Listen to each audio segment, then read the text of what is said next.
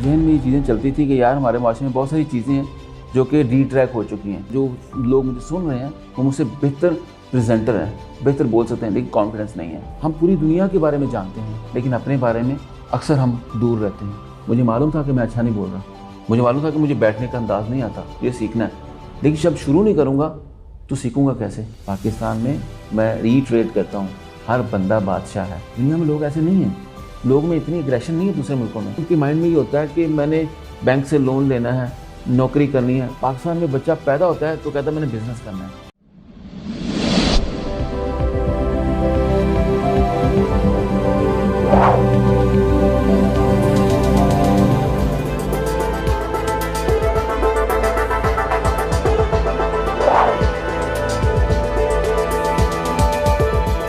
अस्सलाम वालेकुम नाजरीन, शेयरिंग ऑफ प्रोफेशनल विजडम के साथ मैं हूं आपका मेज़बान अली रहमान खालिद। नाजरीन, आज जो मेहमान हमारे साथ मौजूद हैं वो एक इंतहाई अहम शख्सियत हैं।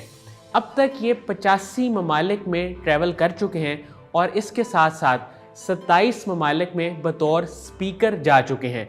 हम इनसे जानेंगे कि बिज़नेस से ये ट्रेनिंग की तरफ कैसे आए, बिज़नेस भी कर रहे हैं और साथ साथ ट्रेनिंग भी कर रहे हैं, और इसके अलावा सोशल मीडिया पे छोटे छोटे मैसेज इस अंदाज में कि फैमिली उसे देख सके और बच्चे उसे देख सकें और उससे अच्छी चीज़ों को पिक कर सकें, सीख सकें। ये सारा सफ़र इन्होंने कैसे तय किया और अब ये किस तरह से काम करें।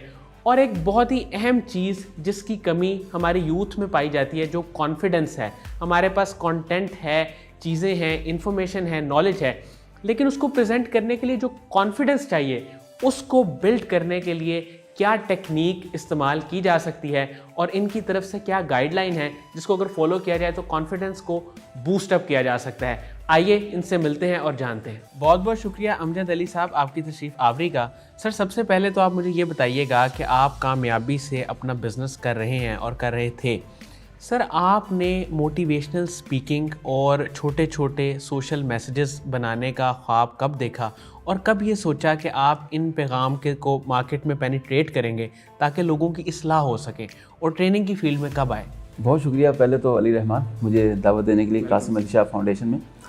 और मैं तारीफ़ करना चाहूँगा दिल से कि आप लोग बहुत अच्छा काम कर रहे हैं, लोगों को प्रमोट कर रहे हैं और अवेयरनेस के लिए बहुत बड़ा सोसाइटी के लिए काम कर रहे हैं। अभी आते हैं आपके सवाल की तरफ। एक्चुअली मैं भी इसी मुआशरे का एक छोटा सा फ़र्द हूँ और हम चीज़ें ऑब्ज़र्व करते रहते हैं और बहुत सारी चीज़ें हैं कि जो हम हाथों से कंट्रोल कर सकते हैं, कुछ बोल के कर सकते हैं, लेकिन अगर बड़े पैमाने पे जाना है तो हमें एक्ट करके सोशल मीडिया को यूज़ करना पड़ता है। कई सालों से जहन में ये चीज़ें चलती थी कि यार हमारे माशरे में बहुत सारी चीज़ें हैं जो कि रीट्रैक हो चुकी हैं, जो छोटी छोटी सोशल एक्टिविटीज़ हैं, कैसे बैठना है, कैसे बात करनी, कैसे खाना है। हम भी परफेक्ट नहीं हैं, लेकिन सोचते थे इसको सही कैसे किया जाए। और आहिस्ता आहिस्ता जब पब्लिक स्पीकिंग में आए उसके बाद सोचा कि यार इस चीज़ को हम क्यों ना पब्लिक स्पीकिंग के ज़रिए लोगों तक ये पैगाम पहुँचाएँ। फिर फैमिली से डिस्कस किया, ऐसा करते करते परफेक्ट माइंड में आइडिया नहीं था बिल्कुल भी, लेकिन आहिस्ता से हमने इसके ऊपर काम करना शुरू किया तो चीज़ें वायरल होना शुरू हो गई।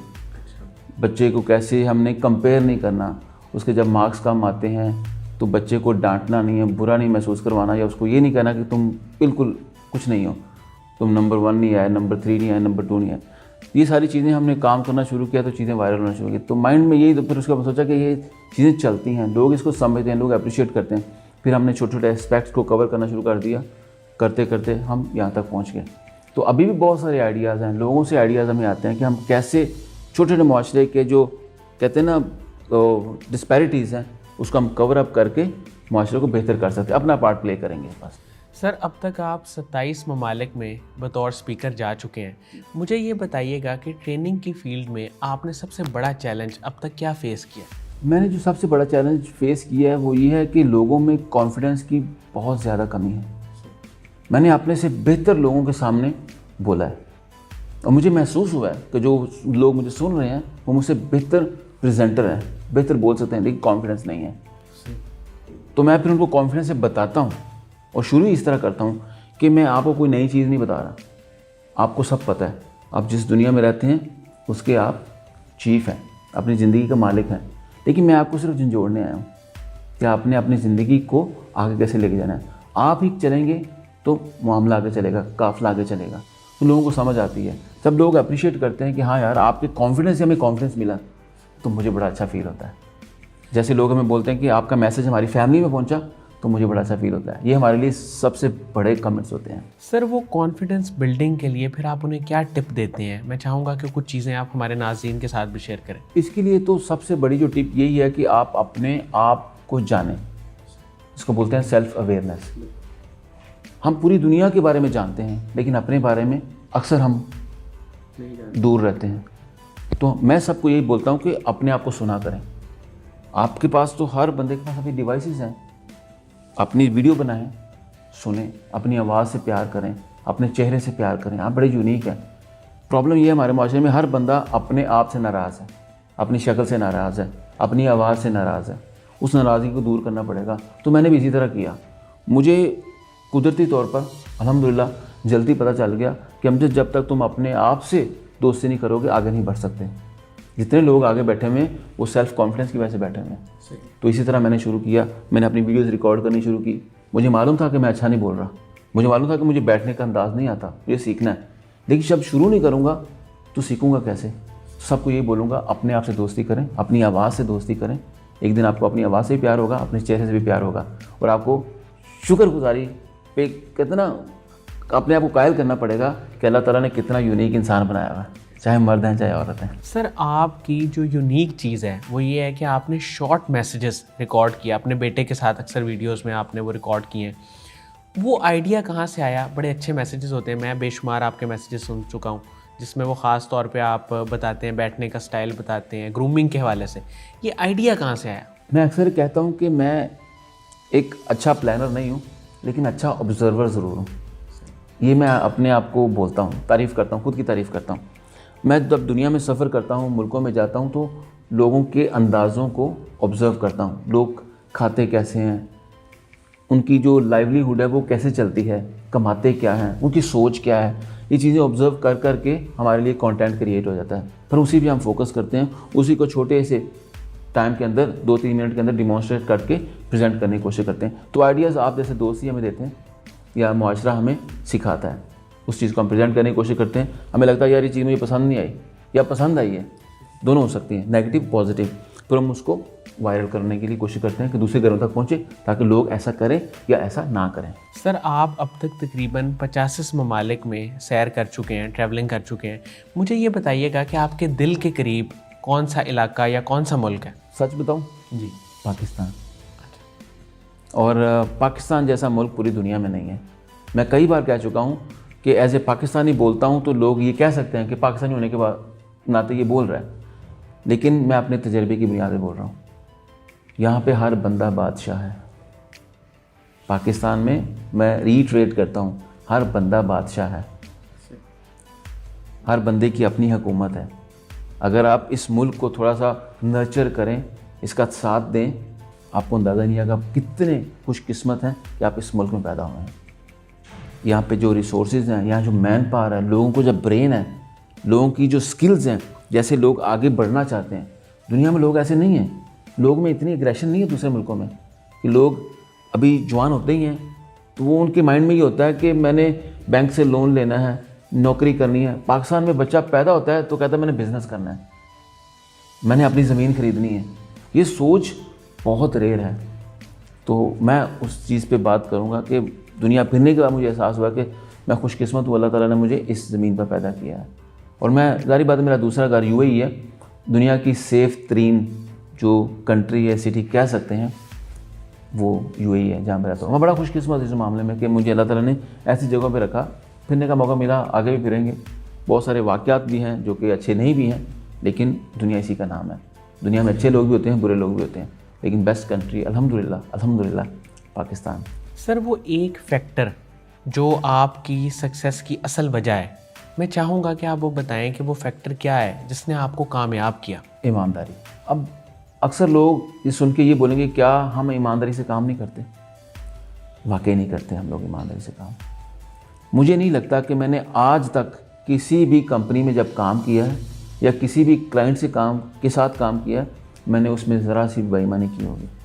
अगर कर सकता हूँ तो फुल कैपेसिटी के साथ किया है, नहीं कर सकता तो बोलूँगा नहीं कर दिया। जहाँ मेरी सेल्फ एस्टीम पे क्वेश्चन मार्क लगा, मैंने छोड़ दिया। चाहे वो क्लाइंट है, चाहे वो कंपनी है, चाहे वो जॉब है। तो ये चीज़ ने मुझे कामयाब किया कि ईमानदारी विद कंसिस्टेंसी, लगातार। कभी ये नहीं सोचा कि यार मुझे इतना मिलता है तो इतना ही करूं, नहीं, ऐसा नहीं। कभी नहीं सोचा कि दुनिया मेरे कंधों पे चल रही है। मुझे मालूम है कि मैं नहीं हूँगा फिर भी कंपनी चलेगी, हूँगा फिर भी चलेगी। तो अपनी वैल्यू को समझना, क्योंकि आप एक कायनात का हिस्सा हैं, वो चीज़ करते रहे तो अल्लाह ताला ने वो भी अता किया जो मैंने सोचा भी नहीं था। और इसमें एक चीज़ ऐड करना चाहूँगा, हमेशा इस चीज़ के पीछे जो मेन एजेंडा था वो ये था कि मैं अल्लाह से हमेशा ये दुआ करता हूँ कि अल्लाह पाक, मैं एक आम इंसान नहीं बनना चाहता, मेरी ज़िंदगी में कोई बड़ा मकसद ऐड कर दे या मेरी ज़िंदगी को किसी बड़े मकसद के लिए इस्तेमाल कर ले। तो शायद ये सारी चीज़ें अननोइंगली उसी तरफ जा रही हैं। प्लान कुछ नहीं किया था, मेहनत करते गए, अपना बेस्ट करते गए, ईमानदारी के साथ। अल्लाह ताला ने, कहते हैं ना, भाग लगा दिया। सर, आपकी ज़िंदगी में कोई ऐसा वक्त आया हो या कोई ऐसा वाक़या पेश आया हो जिसकी वजह से आपकी हिम्मत टूट गई हो, उस वक्त में उस वाक़े की वजह से जो फिर आपके साथ हुआ, उसको आपने कैसे डील किया और सेल्फ़ मैनेजमेंट कैसे की? नुकसानात तो ज़िंदगी का हिस्सा है और हम खुशकिस्मत हैं जिनके नुकसान होते हैं कि अल्लाह ताला ने आपको इस काबिल बनाया कि आपके नुकसान होते हैं। जिसके पास जहाज़ होता है उसका जहाज़ क्रैश होने के चांसेस होते हैं, जिसके पास साइकिल होती है उसकी साइकिल पंक्चर होने के या एक्सीडेंट होने के चांसेस होते हैं। तो जो जिस मुकाम पे होता है उसका उस साइज़ का नफ़ा और नुकसान होने के चांसेस होते हैं। तो मैं इसी तरह अपने आप को कवर करता हूँ या कूल डाउन करता हूँ कि अल्हम्दुलिल्लाह, देखिए, इंसान होने के नाते आपको फील तो होता है जैसे आपसे छोटी सी चीज़ दुनिया से चली जाए, आपके पास से, आपने कमाई है मेहनत से, लेकिन आप ये भी तो सोचें ना कि आप एक बार खाली हाथ आए थे, जाना भी आपने खाली हाथ है, सब कुछ तो बोनस में चल रहा है। तो ये चीज़ एक्चुअली मुझे सटल करती है, सुकून में लेके जाती है कि अल्लाह का एहसान है कि उसने इस काबिल बनाया कि आपका नुकसान हो सके। ये चीज़ है, और सेल्फ इंट्रोस्पेक्शन करते रहते हैं तो मज़ा आता है इस चीज़ का। सर, मुझे ये बताइएगा कि आपकी ज़िंदगी में वो कौन लोग थे जो आपकी इंस्पायरेशन बने, जिन्होंने आपको इतने बड़े बड़े ख्वाब दिए कि लोगों के साथ अच्छा रवैया रखना है, अच्छे पैगामात लोगों तक पहुंचाने हैं और ईमानदारी से काम करना है? वो कौन लोग थे जो आपकी इंस्पायरेशन थे, जिनसे आपने सीखा? देखिए, ईमानदारी से बात करूँगा, मैंने कभी किसी को अपना रोल मॉडल नहीं बनाया कि मैंने वैसा इंसान बनना है, क्योंकि मैं एक ऐसी बैकग्राउंड से आया हूँ। मेरे वालिद साहब एक मज़दूर थे, इलेक्ट्रिशियन में काम करते थे, हम भी उनके साथ काम करते। उनकी एक ख्वाहिश होती थी हमेशा, बेटा अपना काम करो। मैं नौकरी की तरफ जाना चाहता था, मैं ग्राफिक डिज़ाइनिंग की तरफ जा रहा था, मुझे कुछ ऐसा मौके मिले कि मैं सीख के आगे बढ़ सकूं, लेकिन मुझे नहीं मालूम मैं आगे बढ़ूंगा कि नहीं बढ़ूंगा। मेरे वालिद साहब कहा कि अपना काम करो। मेरी इंस्पिरेशन मेरे वालिद साहब ही हैं। तो वो चीज़ माइंड में स्टक हो गई या खून में शामिल थी कि अपना कुछ करना है। तो जॉब्स भी की, जॉब्स में भी कामयाबी हासिल की, अल्लाह का एहसान है। जॉब्स में मैंने बल्कि ज़्यादा पैसा कमाया बिज़नेस से, लेकिन बिज़नेस की जो लाइफ है उसको आप कंपेयर नहीं कर सकते। तो इंस्पिरेशन मेरे वालिद साहब थे और मेरे ऑफकोर्स दोनों वालिदैन, मेरी वालदा, उन्होंने कैसे छोटी छोटी चीज़ों को जोड़ जोड़ के हमें मोहल्लों से महलों तक पहुँचाया। ये डेडिकेशन, ये बहुत मैटर करती है। हमने उनसे सीखा, बाय बर्थ ब्लड में था, और करते करते उनको देखते देखते ऑब्जर्व करते कभी उन्होंने एक चीज़ सिखाई थी कि बेटा कभी किसी की जेब की तरफ नहीं देखना, किसके पास क्या है उसकी तरफ आंख उठा के देखना नहीं है। ये थी हमारी इंस्पिरेशन। तो अल्लाह ताला ने मेहनत के बहुत ज़्यादा फल दिए, एक बार नहीं कई बार दिए। जैसे मैंने बोला नुकसान होते हैं, तो इस मुकाम पे पहुंचाया कि आपका नुकसान भी हो तो आपको फील ही ना हो, हाँ यार फिर कमा लेंगे, क्योंकि परफॉर्मर है ना, कहीं भी खड़े होंगे कमा लेंगे फिर। सर, आपका बिज़नेस भी है और आप अपनी कंपनी के CEO भी हैं। मैं चाहूँगा कि आप मुख्तसर बताएं कि आपकी कंपनी इस वक्त क्या क्या सर्विसेज दे रही है और किस किस तरह से काम कर रही है। मेरा एडवर्टाइजिंग का तजर्बा तकरीबन 22 से 25 साल का है ओवरऑल, और हमारी जो कंपनी इस वक्त UAE में इस्टेब्लिश्ड है, हम 20 ममालिक के साथ मिलकर काम करते हैं। हमारी कोलैबोरेशन है बहुत सारी कंपनी के साथ। हम एक ग्रुप ऑफ कंपनीज हैं। हम मेनली देखते हैं कि एडवर्टाइजिंग में जो भी होता है उसमें एग्जीबिशन स्टैंड्स आते हैं, साइनेजेस आते हैं, बिल्डिंग रैप्स, व्हीकल रैप्स, मुकम्मल एडवर्टाइजिंग की कह सकते हैं कि वन स्टॉप शॉप। और हमारे पास बहुत सारे ऐसे क्लाइंट्स हैं जो इंटरनेशनली हमसे कांटेक्ट करते हैं, हाँ कहते हैं कि आप ट्रस्टवर्दी लोग हैं, आपसे काम करना है या आप हमारे काम को सुपरवाइज़ करें। फिर हम किसी लोकल इंडस्ट्री से कांटेक्ट करके वहाँ से काम करवा के सुपरवाइज़ करते हैं। तो इस तकरीबन 20+ कंट्रीज़ के अंदर हम लोगों को काम करके दे रहे हैं। सर, यूथ को आप क्या मैसेज देंगे, ख़ास तौर पे वो लोग जिनके जहन में क्लैरिटी नहीं है कि हमने क्या करना है, कहाँ जाना है, और वो मायूस भी हो जाते हैं? देखिए, यूथ मेरा ख़ास तौर पे फोकस रहती है, ख़ास तौर पर पाकिस्तानी यूथ जिनमें बहुत ज़्यादा पोटेंशियल है। मैं जब उनसे बात करता हूँ तो मुझे लिटरली बहुत अच्छा फील होता है, मेरे रोंगटे खड़े हो जाते हैं कि हम लोग तो कुछ भी नहीं थे इनके सामने। इतने काबिल लड़के लड़कियाँ हमारे कॉलेज से निकल रहे हैं, लेकिन उनको सिर्फ ये बताना है कि कंट्रोल योर पेस, क्योंकि गाड़ी में सबसे जो इम्पोर्टेंट चीज़ होती है ना, वो ब्रेक होती है। वरना किसी बच्चे को भी बैठा देंगे, वो पैर से एक्सीलरेट करेगा, गाड़ी दीवार के साथ लग जाएगी। लेकिन ब्रेक कहाँ कहाँ लगानी है। फेम के चक्कर में नहीं पड़ना, पैसा कमाने के चक्कर में नहीं पड़ना, पोजीशन के चक्कर में नहीं पड़ना, ब्रांड के चक्कर में पड़ना है। Make your self a brand, ये मैं अक्सर लोगों को बोलता हूँ, क्योंकि अब हमारे मुआशरे में हर दूसरा बंदा ये सिखा रहा है कि पैसा कैसे कमाना है, लेकिन ये नहीं बता रहा कि पैसा कमाने के लिए रास्ता कौन सा चूज़ करना है। जब आप ब्रांड बन जाएंगे, पैसा आपके पास ऑटोमेटिकली आएगा। हमने कभी नहीं सोचा था कि हम वीडियोस बनाएंगे तो उससे पैसे कमाएंगे, कभी नहीं सोचा, आज भी नहीं सोचते। अल्लाह का शुक्र, वैसे ही अल्लाह का बड़ा करम है। लेकिन आते हैं तो क्या करें, बोलेंगे कि ना आए, अल्लाह का शुक्र है आ रहे हैं, फिर घर बैठे आ रहे हैं। मकसद क्या है कि जब आप एक ब्रांड बन जाते हैं ना, तो पैसा आपके पीछे आता ही आता है। लेकिन आप पैसे के पीछे भागेंगे, यकीनन आपने पढ़ा भी है, सुना भी है, हज़ारों लोग आके बता के जा चुके हैं। आप पैसे के पीछे भागेंगे, पैसा कभी आपके हाथ में नहीं आएगा, आपको रुसवा कर देगा, आपकी इज्जत भी साथ ले जाएगा। लेकिन अगर आप अपने आप को सेटल करके बैठा लेंगे, ब्रांड बनने की कोशिश करेंगे, पैसा आपके पास खुद आएगा मैल बन के। सर, कासिम अली शाह साहब से आप वाकिफ़ हैं, उनके काम को, उनकी फाउंडेशन को आप कैसे देखते हैं? सर जी, इसलिए नहीं बोल रहा कि मैं उनकी फाउंडेशन में बैठा हूँ। मेरी उनसे एक ही मुलाकात हुई है, छोटी सी ब्रीफ 10-15 मिनट की।